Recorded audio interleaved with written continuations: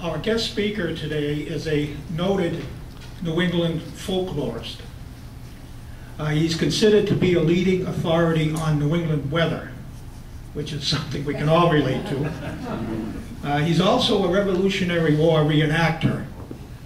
He's on our side for that, by the way, with the Lincoln Minutemen. He's given hundreds of talks. His specialties are great storms, fires, and battles. He's also a professional sports announcer with the Bruins alumni and the Patriots alumni. Before I ask him to come forward, I would like to mention the fact that he has graciously volunteered to donate his fee back to Tech Old Timers. And I'd like to present John Horrigan.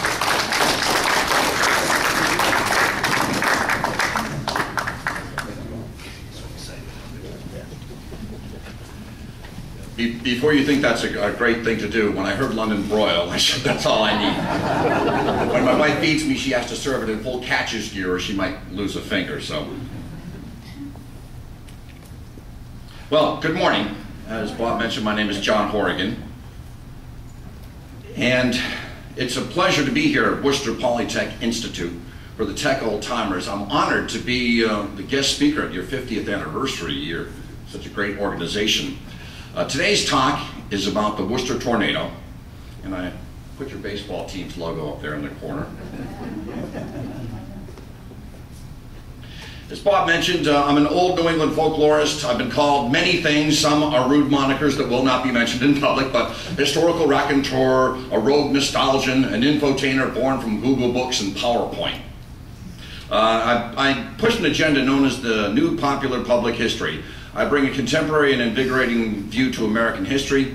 My website is www.ushistory.me. As my grandfather told me, the best medicine you can give a senior is to try to take him or her back to their childhood, and that's what my agenda is.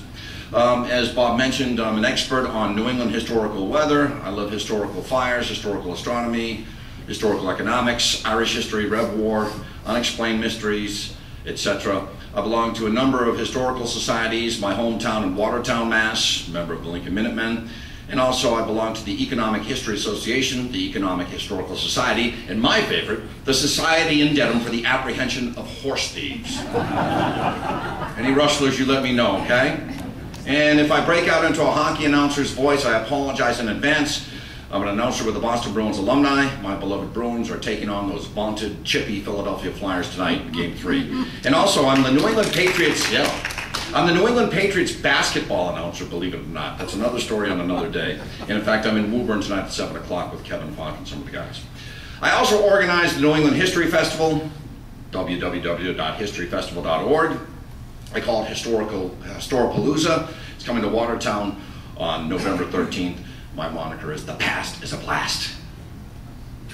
My axiom, and it certainly applies here today, is there's always someone in attendance who knows more about the subject than I do, and of course someone who thinks that they know more about the subject than I do.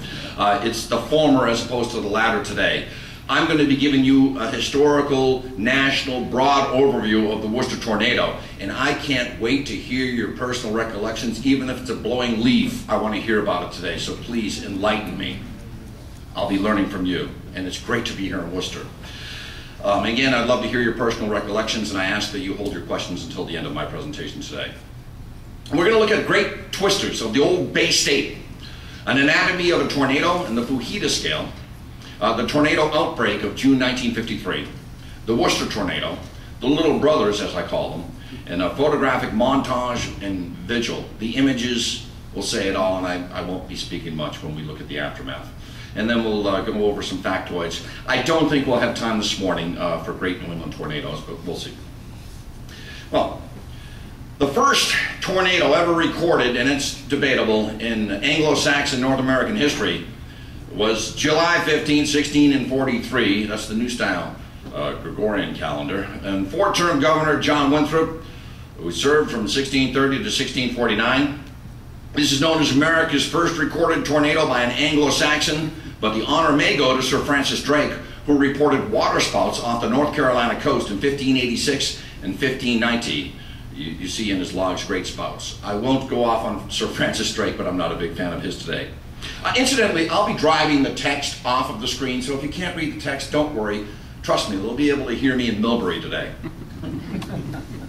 Yes, Francis Drake. I somehow think that this man is involved in the lost colony of Roanoke, but that's another lecture on another day. So this is according to Winthrop.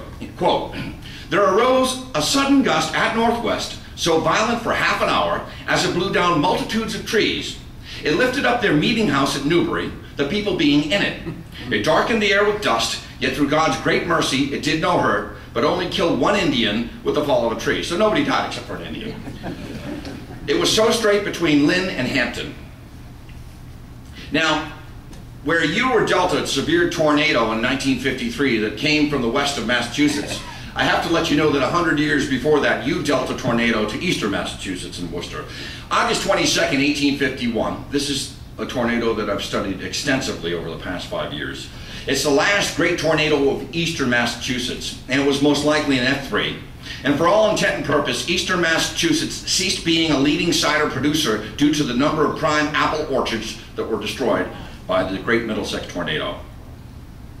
The tornado began in Worcester, in Quinsigamond. It went to Wayland, Weston, Waltham, Belmont, West Cambridge, which is modern-day Arlington, Medford, Malden, Lynn, Swampscott, Rockport, and it blew out to sea. This is the path that it took, and I'll be using a laser today, but basically started out here and moved in a north-northeast direction.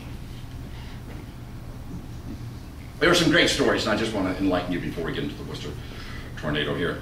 The foremost researcher of this twister was William Blasius, who was fishing at Fresh Pond a few minutes before the tornado passed only a few hundred yards to the north of that small body of water. But he had taken shelter from the approaching thundercloud and did not actually witness the event, much to his chagrin. His lecture in Concord in February of 1852 was attended by Henry David Thoreau. Thoreau, a transcendentalist, a naturalist, for all intent and purpose, a rock star in the early 19th century, middle 19th century. Quote, Thoreau says, "The audience are never tired of hearing how far the wind carried some man, woman, or child, or family Bible, but they are immediately tired if you undertake to give them a scientific account of it." So I hope not to tire you today. And of course, they say that there was a water spout on Spy Pond, and as the vortex crossed Spy Pond, a column of water more than 100 feet high, mixed with dust from the roadway and gravel from the railroad embankment, was raised from the surface, and 2 ice houses on the shore were demolished. In one of the ice houses was a man with a horse and a carriage. As the storm began, the horse panicked and started out of the building, dragging the man. As it did, the carriage was crushed by falling timbers. The horse and the man were uninjured. And finally, mudslinging. Colonel Douglas of Cambridgeport, who was sailing on the pond with 2 friends, had his boat lifted into the air perpendicularly by the waterspout, but saved his life by clinging to a tree on the nearby shore. I can find no other account of his 2 other friends. William Blasius said, "Everything in the vicinity, including several boys playing on the shore, were plastered in water and a gravelly mud. The boys, uninjured, in their fleeting elation, asked if it might happen again just one more time." Of course, Spy Pond was used for ice harvests in the middle of the 19th century. And then Miller goes a-sailing. Millard Fillmore. Fillmore is the 13th president. In a small room just 4 rods south of Medford Center was an engraved likeness of President Fillmore, pasted strongly upon a rough plastered wall. Around it were many other engravings of like size. The room was so situated that the wind came in at a west door and went out at an east window. The 13th president's portrait was taken from a wall without tearing it or soiling it in the least, and carried through an open window and transported more than a quarter of a mile. It was deposited in the garden of a friend who returned it safely to be again fastened in its place. And here are some famous depictions of that tornado at Medford. This is in Gleason's Pictorial, September 13th, 1851. You can see just darkness and trees swaying. And then again, this is called the horrors of the whirlwind throughout New England. And of course, you'll see these different PowerPoint manipulations where I spin it around. Another great twister hit Arlington on August 28, 1871. It's Sunday night at 10:50 p.m.